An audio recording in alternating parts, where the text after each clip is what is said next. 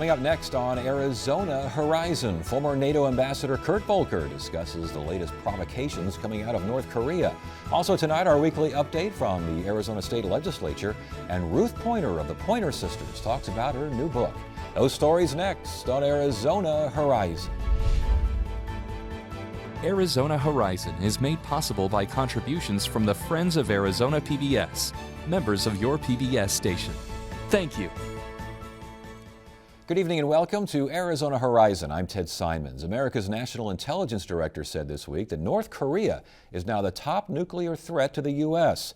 Here to talk about that and other foreign affairs issues is former U.S. Ambassador to NATO, Kurt Volker, who is now the head of ASU's McCain Institute. Good to see you again. Thanks. Great to be here. Good to have you here. National Intelligence Director also said that he can't recall a more diverse array of challenges and crises. Interesting way to put it, huh? It is. Interesting choice of words. And there I would have to agree, because we have indeed a diverse array of threats. We have North Korea, was just mentioned, crazy guy with nukes.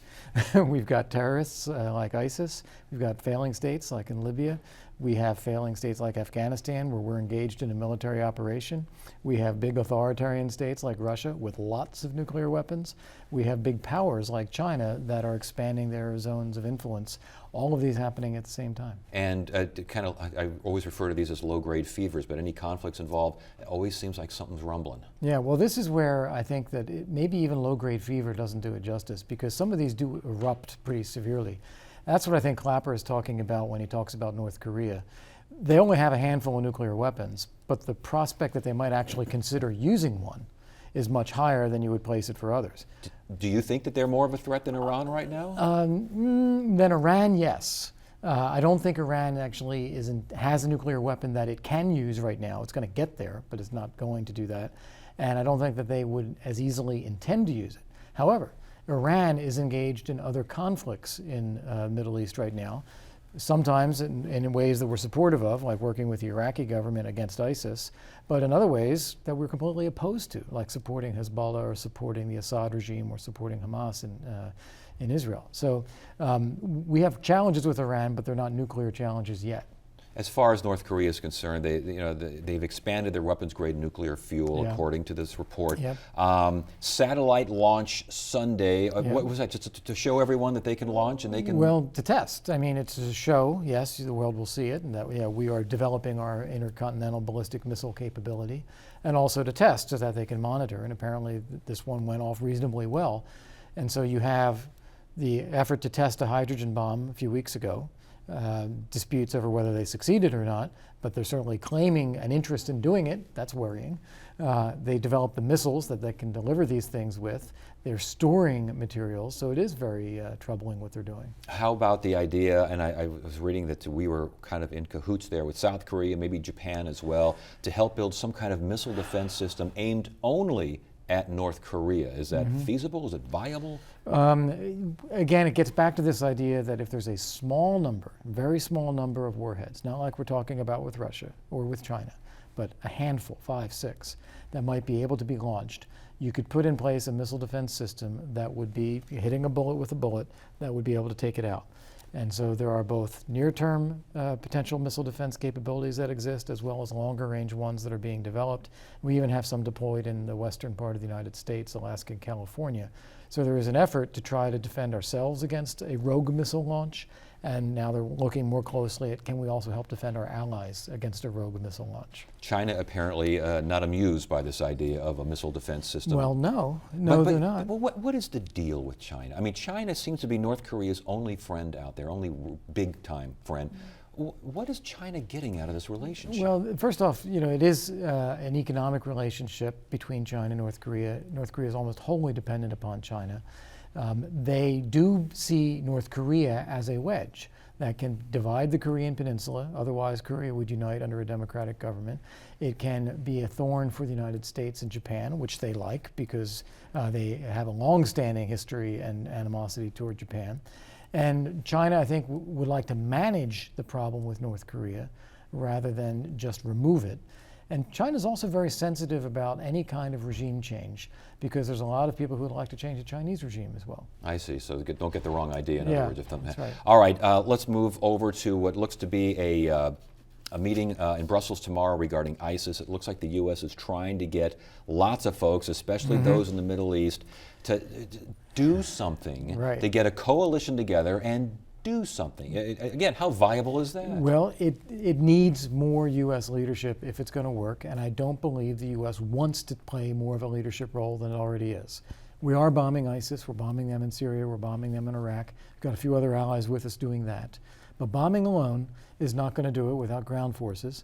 Ground forces could be available from Saudi Arabia, from Turkey, maybe the UAE, maybe others in the region. The Kurds have really fought hard in this.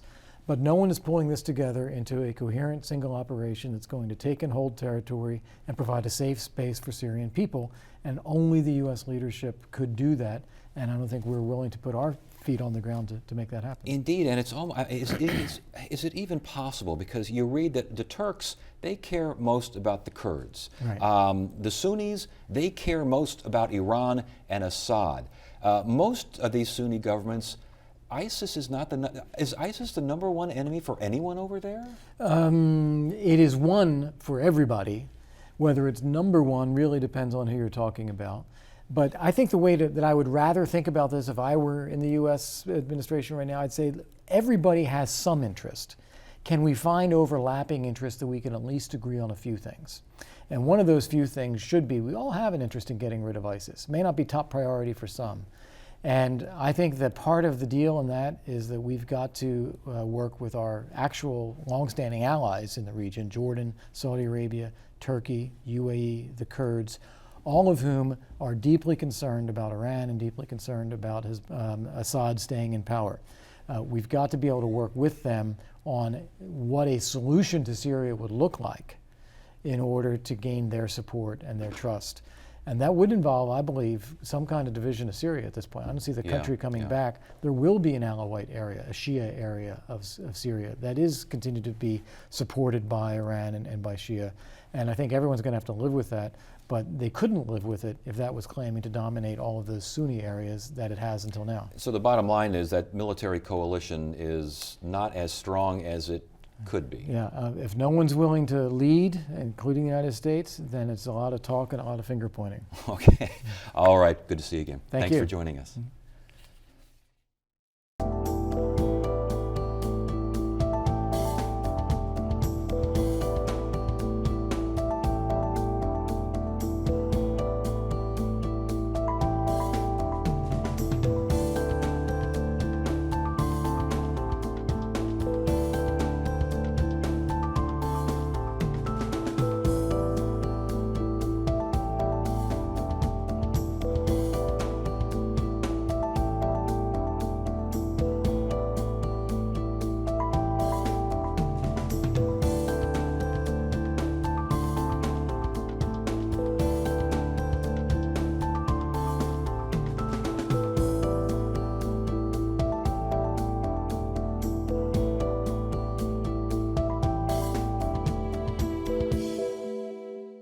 Get the inside scoop on what's happening at Arizona PBS. Become an insider. You'll receive weekly updates on the most anticipated upcoming programs and events. Get the insider delivered to your email inbox. Visit azpbs.org to sign up today. Public safety pension reform and tax credits for attending firearms safety classes are among the major issues at the state legislature this week. Here with our weekly legislative update is Hank Stevenson of the Arizona Capital Times. Good to see you. Thanks for having me on. You know, I mentioned those are big issues, but let's start with another one. These JTEDs, these Joint Technical Education Districts, career and technical education, $30-some-odd million cut. Everyone's, raising holy you-know-what about that. What's the latest? So the legislature seemed poised to restore that cut. It was a delayed cut, so it still hasn't gone into effect, won't go into effect until July, but they really need to reverse those cuts by mid-May in order to give the schools time to budget with that money still left in there. There was kind of a whole lot of talk about it since last year, and especially since the legislative session kicked off in January. Lawmakers, rank and file lawmakers were ready to do this on day one, restore these cuts. The opposition has been mostly from the top in the House and the Senate, kind of leadership there has been somewhat opposed to it, but it seemed like last week the dam really broke. There was a whole new bill introduced, tons of co-sponsors on the House version. Everyone had this big kumbaya moment yesterday in the House where they unanimously approved this restoration. And today it was scheduled for a vote from the full Senate, and at the very last minute, Senate President Andy Biggs left the floor, just kind of didn't do it, and everyone was kind of left wondering what's up. From what we heard, in between when that happened and when I left the office this afternoon to come over here, it seems like Governor Doug Ducey called Senate President Andy Biggs and said, "Do not send this bill to me before you approve the budget." It's not uncommon for a governor to not want budget bills before the actual budget, but this is one of those issues where this game of chicken could get very interesting in that the legislature has more than enough votes to override a veto if they do decide to send it to the governor, and he does veto it. Right. So that's interesting. He's basically isn't necessarily against the legislation, just doesn't want to see any of that kind of legislation before you send the budget. As you mentioned, we've had governors say this before, request this before. Yeah, it's a pretty standard line for governors. There's a lot of different ways that this could shake out. One of the simplest ways we were kind of thinking is that Ducey would just let it slide and maybe write a letter saying, hey, next time don't do this, because the pressure's been there for a long time. Lawmakers are really ready to do this. They want to do this, and they have to some degree a timeline. Well, if the governor gets his way and the Senate President comes back and says, we're going to hold off on this for a while until X, Y, and Z, the budget is taken care of, is there a chance that the more you hold off on this, the fire gets low and all of a sudden something wouldn't pass? Or is it so strong? It could survive, couldn't it? Yeah, there's no chance really that it's going to go from 30 votes and 60 votes in the Senate and House to not enough to pass. I mean, it's unanimous now, so maybe a few people decide we don't need this money or it could be better spent, but there's no question of it getting out of the legislature. The real question is, this wasn't included in Ducey's budget proposal at the beginning of the year. He had an alternate plan that would have given them $30 million over a course of 3 years on kind of a grant kind of situation. Exactly. Yeah. So it'll be interesting to see who blinks first on this one. So a little bit of drama there, a little bit of drama with this public safety worker pension. The idea was to change this. City's been clamoring for this. I know we saw Senator Debbie Lesko last week, I believe it was, come out with a big idea. The entire Senate was happy with it. It goes to the House. And it's languished. What's going on? There's a couple of competing theories here. The House Appropriations Chairman, Justin Olson, has been the most vocal opponent of this piece of legislation. Also, the House Majority Whip has been pretty vocal. But it seems like a few people at the top who don't want to see this thing move through, whereas the rank and file members in both the Republican and the Democratic caucus are mostly on board with this. There's no question of if it goes up for a vote, will it pass? It will. The question is, when do they put it up for a vote? They really need to get it done by Monday, February 15th, in order to give election officials enough time to put the constitutional part of this on the May special election ballot. If it's not voted on by then the whole thing is moot, at least until November, when voters would have a chance to approve it then. It's not scheduled during the House Committee of the Whole. House votes tomorrow. They don't work on Friday. So unless something changes, we're cutting it down to the wire here. So we got about a minute left here. Again, what is the opposition to this? If you got the entire Senate in support, the majority in the House in support, who's got the problem, and what's the problem? Well, there are, I think the problem is a couple of groups, Goldwater Institute, the ATRA, a big tax research group, very powerful at the Capitol, say essentially that it doesn't go far enough, that this isn't going to solve the problem, that the projected savings aren't going to come to fruition, things like that.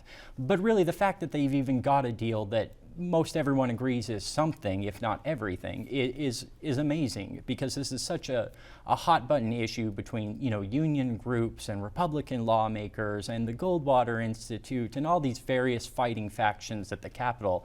And the fact that they were able to come together, at this point the real opposition is politics, petty bargaining, things like that.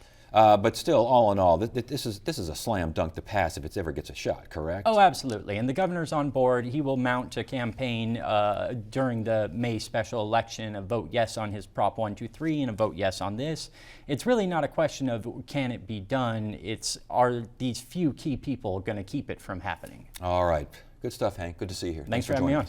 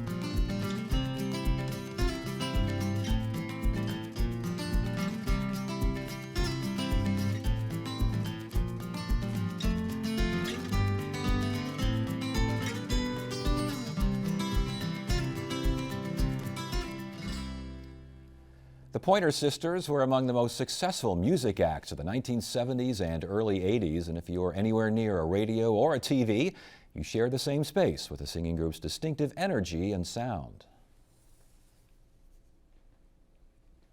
Raise a toting Jim, tell butcher now toting Natty, tell old fast talking Fanny, tell him we gonna pitch a ball down to this Union Hall. We gonna rump and stomp till midnight, we gonna fuss and fight till daylight. We gonna hit the wagon all night long, yeah, all night long, all night long, come on. All night long, we gonna hit the wagon all night long. Ruth Pointer's life as a Pointer Sister is chronicled in a new book titled Still So Excited. She's in the Valley to talk about her new book and to headline ASU's Project Humanity Spring 2016 campaign kickoff, Humanity 101, Creating a Movement. We welcome Ruth Pointer.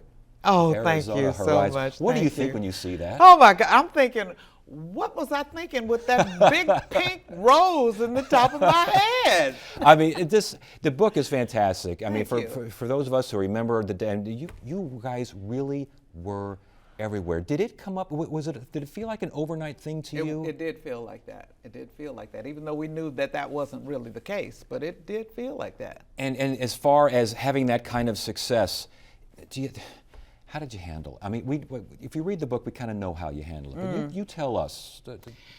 Well, we were very naive. You know, we grew up in a very religious home, but both parents were ministers, and so there were a lot of restrictions and a lot of things that we just weren't exposed to as far as the real world. And when you're thrown out there in the real world, you might be. I know that we were a little too trusting of everybody, Yeah. you know, and expecting everybody to be honest with you and tell you the truth and tell you what's real. And we soon found out that was not real. The music business will change that tune pretty quickly. Yeah, real fast. I know in the book you wrote that you were so insulated and your parents were so protective that you really do think that made a difference when you finally, when you became an adult. It's almost like you guys were set free. Yeah, we were. I know I was. I mean, I wanted to try and do everything that I thought my friends were doing, you know, and have the fun that I thought they were having. And it turned into a monster, you know, because it wasn't what I expected it to be. I want to get to some of those the darker days in a second here, but when the first start, I know that your sisters kind of got started before you. Yes. When did you know? When did they know? When did everyone know? You guys are good. You know, I always knew we were good. And when my sisters, Bonnie, June, and Anita started singing backup, and they were sort of in the whole scene of Fillmore West and around, and during the late 60s, and I would go and watch them, you know, and I would think, wow, yeah, this is, you know, even though we did sing in the church and I knew we sounded good, but it never occurred to me to be a professional at that time. And when I saw them headed in that direction, I just thought, wow, you know, we've really got something here that we didn't know we had. And when things got good, things kind of got a little bad as well, as far as abuse and stuff like this. So bad, and you wrote about this, that it still bothers you to this day, how that church community reacted to your dad.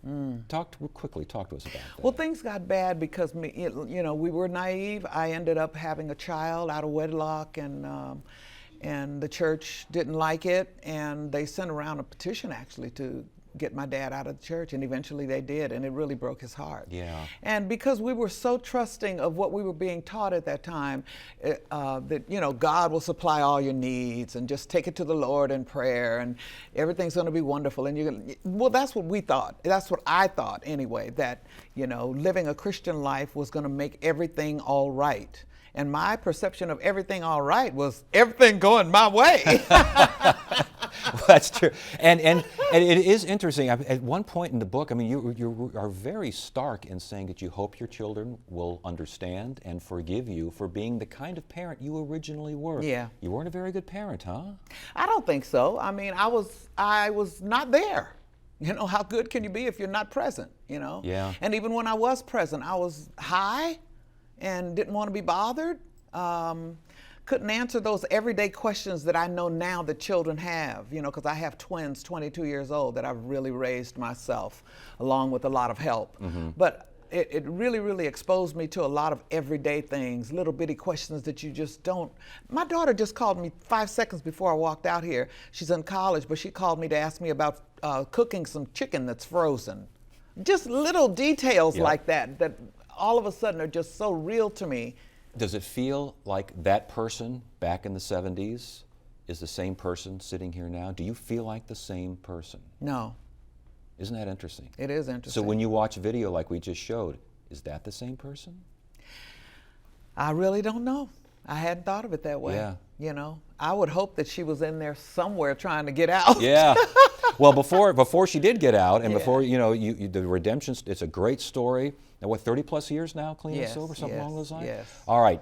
Top of you were the Carol Burnett show, the Mike Douglas show, Flip Car Wilson, Wash, Flip Wilson, Helen Car Reddy, Wash. I still Cher. remember. There you are with Carol Burnett. I mean, you guys were everywhere with Richard Pryor and Carl. You were everywhere. When it was happening, did you hang on to anything, or was it just flying by? It was flying by. Believe me, it was flying by. I mean, we were so naive and inexperienced, and it was coming at us so fast. We were doing these television shows in between touring. Yeah. You know, and in between recording albums. All of that was going on at the same time. I look at other groups, and I see them taking time out to record an album. They go to Hawaii, they go to islands to record an album. We never had those kind of luxuries. You know, it was always, you got to get this done in 3 weeks, and so that's what we did. Were you having fun? We were having fun too. We tried to anyway. You know, and I can't say that it was all bad. Yeah. When did the bad times surpass the fun? The bad times surpassed the fun when my body started to give out, and I got sick, you know, from just beating up my body and not taking care of myself physically. You know, when you're using drugs, no one tells you that you're gonna not really take care of your health. You just think you're having fun, and, you know, and things just go along as you wish they would, but you're not eating properly, you're not exercising, you're not keeping appointments at doctors and taking care of yourself, and those things went out the window. I didn't even think about that. The next thing I knew, I had viral meningitis. My goodness. I didn't even know where it came from. Yeah. You know. Was that the low point? What was the low point? That was a very low point. Yeah, and I was on the road when it happened. We Yeah. had to cancel shows, and doctors told me, you know, your immune system is beat up. If that had happened 10 years prior, would that have been the low point? I mean, did you have to hit the low point from a variety of angles to change? I really don't know. I really don't know. I just know that when it hit, I was looking at things a little different.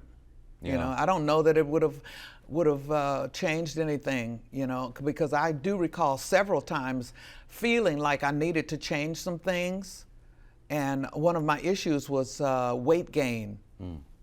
which I know is is a big issue for women, you know, and that's what got me started, was taking, you know, barbiturates and My goodness. pills to not get fat. Yeah, well, you got out of it, you climbed out of it, you Yes. survived. Again, 30 plus years now, clean and sober. When you wrote the book, you're right, you're going through a lot of difficult times. I mean, this is a fascinating read here with the music industry. If you're interested in the music industry or your life or just music in general, but it's also a family story. Yeah. When you were writing this, was it difficult to write things about sisters? 'Cause Yes. some of your sisters had some rough goes as well. Yes, it was difficult, you know, and I have to say that I didn't really go into elaborating on anyone else's life but my own. I love my sisters, and I didn't want to do anything to disappoint them or hurt them. And we had a great time together, and we have a great relationship, you know.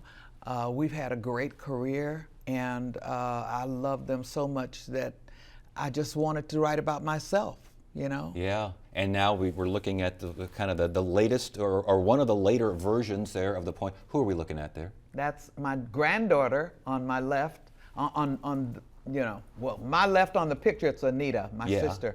And on my right on the picture, it's my granddaughter, Sadako. Isn't that something? What does that tell you? Tells me I'm old. A granddaughter's a pointer sister. So as far as the book, what do you want folks to take? When we read this, Yes. I know what I got from Yes. it, but in general, what do you want people to take from this? I want people to understand that, you know, it's a tough world out there. And so many times, especially today, I see young people going, you ask them what do they want to be as adults, and they say, we want to be famous, I want to be famous. And it's so much more than what they expect, you know. Yeah. It's so much more than what they expect. I mean, I do have to say there are some perks to it. I mean, you can get a nice reservation at a restaurant, and, you know, you can get in the front of some lines and things like that. But it also comes with its downsides. You know, your privacy is taken away in some aspects. You know, people write things about you that aren't true. Yeah, oh, I'm sure. And I think you actually write in here, you wanted this book to get out before someone starts pulling that stuff. Yeah. Yeah. Yeah. And job well done. Thank you. Well, and congratulations on a great career. Thank And you. sounds like you're living life quite well. I am. And you're here for this Creating a Movement for Humanity 101. Yes. Can you talk to us about that much? I don't really know much about it other than what I've found out since I've been here with Neil Lester, who is the host. Yes. But I feel like it's something worth, you know, going forward with what I see they do with homeless people and, Yes. you know, really giving back to the community. And I'm happy to be a part of that. Well, it's good to meet you. It's great to have you on the show. Thank and you so best much. of luck. Thank you very Thank you. much. And that is it for now. I'm Ted Simons. Thank you so much for joining us. You have a great evening.